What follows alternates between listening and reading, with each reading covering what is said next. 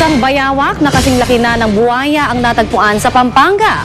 Dahil sa laki ng water monitor lizard, nagtala ito ng bagong record. Nakatutok si Doc Ferds Resyo. May isang uri ng bayawak na kapwa na bubuhay sa tubig at lupa. Pero natagpuan ko ito sa loob ng isang bahay. Ang kanyang laki, mahigit na 6 na talampakan. O kasing laki ng isang buhaya. Nasa tubig siya eh. Lumalangoy. Tapos sumahon sa may sa may bukid doon. Nilapitan ko at tumawag ako ng kasamahan ko. Hinabol namin. Tapos yun, hinabol namin. Hinuli namin. Inawakan namin ng buntot. Tapos tinali na namin. Nung pa lang ako nakakita ng ganong kalaki. Yung halos nakikita ko, maliit lang. But is better dito. Tahimik lang ang bayawak habang pinagmamasdan kami. Kaya sinamantala ko ang pagkakataon para makuha ito.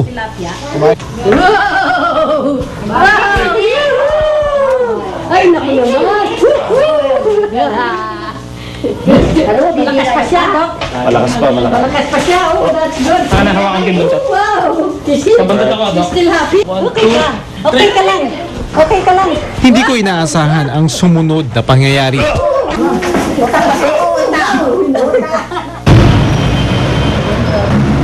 Dito sa clinic, sasailalim siya sa mas masusing pagsusuri. Chest, nandun x-ray tayo. Wala namang fracture whatsoever tayo nakita dito sa bones niya. So makikita natin yung density ng bones. Naman. Agad na rin namin siyang dinala sa PAOB Rescue Center. Sa Luzon, naitala na ang bayawak na mahigit kumulang 2 metro ang haba. Pero ang aming nakuha ay mas mahaba kaysa sa unang naitala. Kaya pinatiyak namin ito sa eksperto.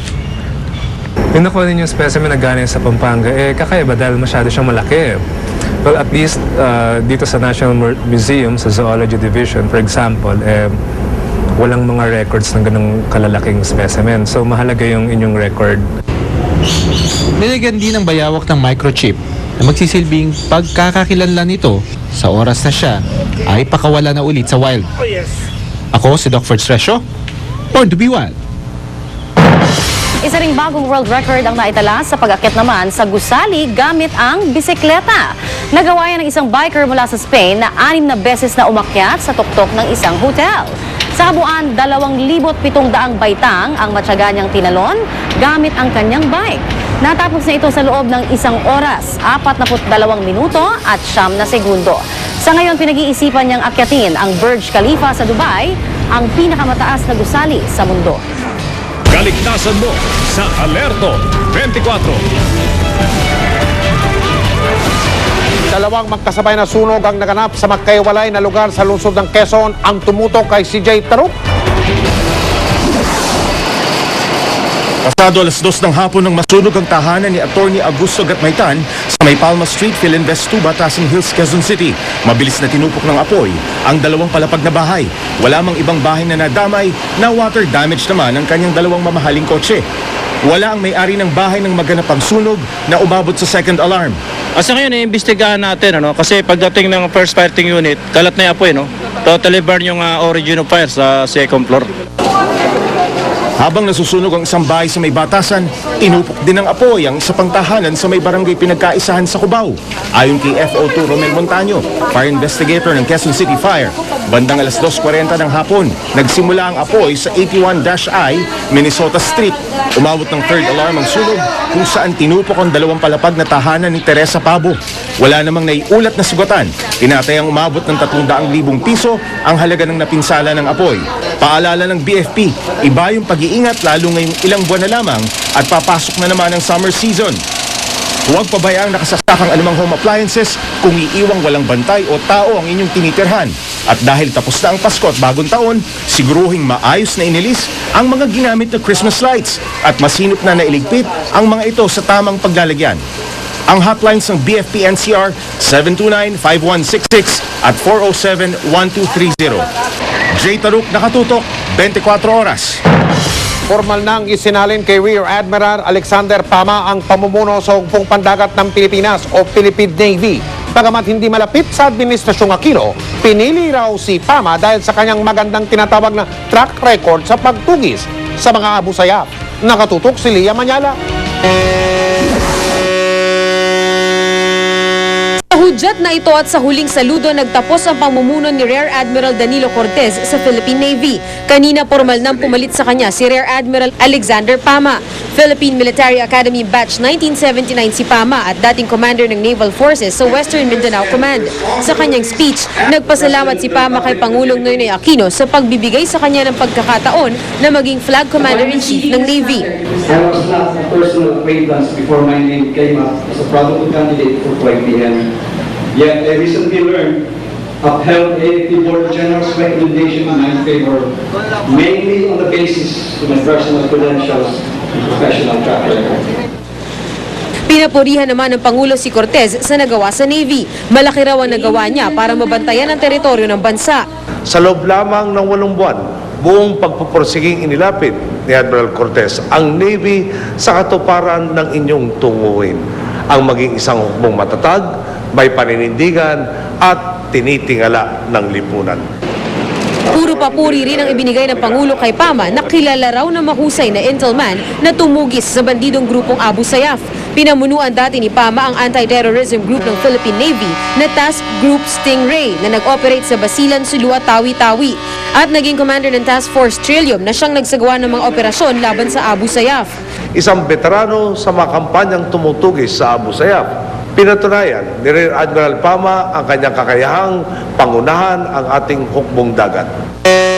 Kasabay ng pagpapalit ng liderato ng hukbong pandagat ng Pilipinas kanina, tiniyak ng Pangulo na gagawin ng kanyang administrasyon ang lahat para matustusan ang pagbabagong bihis ng Navy. Ipinagmalaki nito ang karagdagang 260 pesos sa combat allowance ng mga sundalo kabilang ang Navy. Nasa 500 pesos na ngayon ang combat pay nila. Nariyan man ang mga balakid tulad ng mga pinaglumaang barko at kakulangan sa ilang mahalagang kagamitan.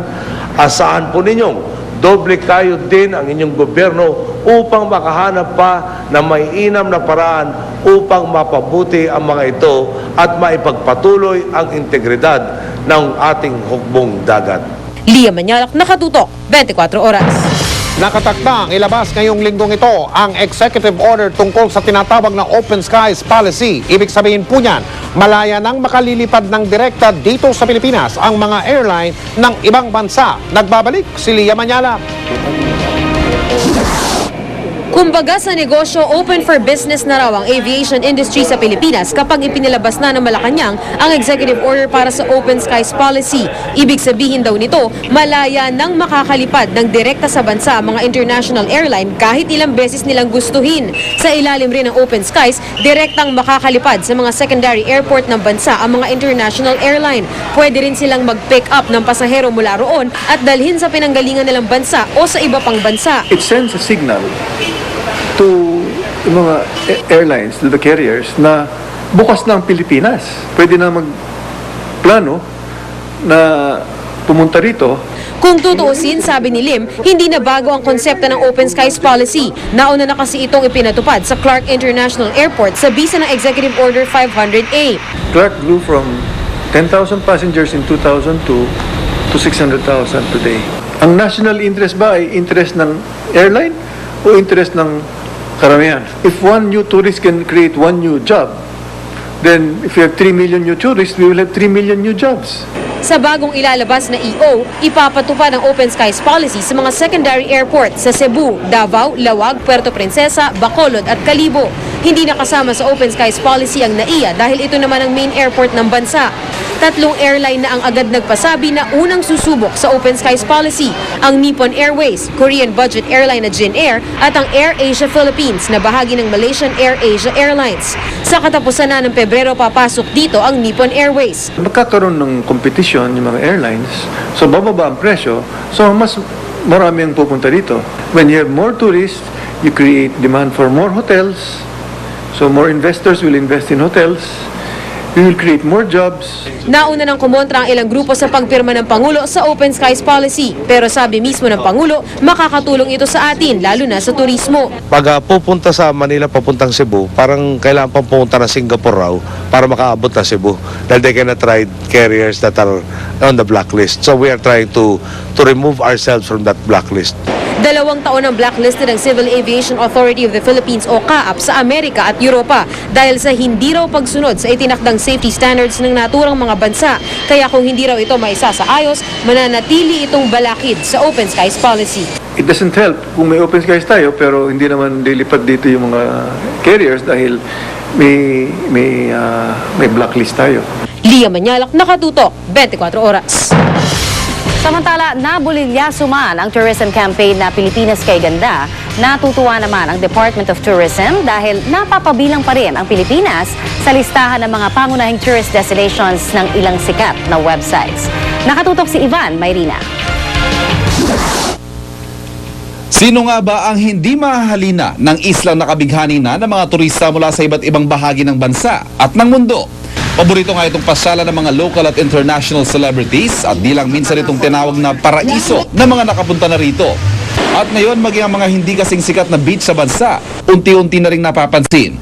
Sa website ng travel guide na Lonely Planet, rank 6 ang Pilipinas sa kanilang top 10 best value destinations para sa taong ito.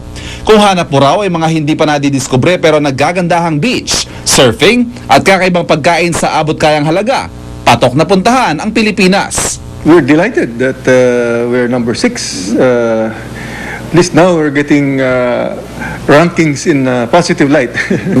As you know, we have a very limited budget for promotions. Maliban sa Boracay, ilang mga beach pa ang balak i-promote ng Tourism Department, kabilang mga matatagpuan sa Bohol, Bicol, Cagayan de Oro, Surigao at Aurora. Pero di pa rito nagtatapos ang magandang balita para sa DOT. Sa website naman ng National Geographic, pasok din sa 20 best trips of 2011 ang Palawan. Tinukoy ng National Geographic ang mga limestone cliffs, mga corals, mga gubat at mga beach ng Palawan at ang natatangin nitong mga yaman. Kaya naman ngayon lalo raw gaganahan ng DOT sa paglalatad ng mga plano para lalo pang makilalang bansa bilang isang tourist destination. Kasunod ng nabulilyasong kampanyang Pilipinas Kay Ganda ng DOT, ngayon daw ay mas maingat at mas masusi raw nilang pinagpaplanuhan ang bawat hakbang para mahigitan ng 3.3 milyon na turistang dumating sa bansa nitong nakaraang taon na nagpasok ng tinatayang 2 bilyong dolyar. We have a target of doubling tourism between 2010 and 2016, the end of the President's term. And so far we are on track. With this news about Lonely Planet and National Geographic, it will help boost our destination. Pero higit sa mga naggagandahang tanawin, mga murang produkto at masasarap na pagkain, nananatiling ang ugaling Pilipino na palangiti at mabait sa bisita ang numero 1 pang-akit sa mga turista. I love it because the people are extremely welcoming and smiles for everybody. Probably the warmth of the people. Very nice people, always accommodating. So yeah, I've had a great time. Ivan Mayrina, Nakatutok, 24 Oras.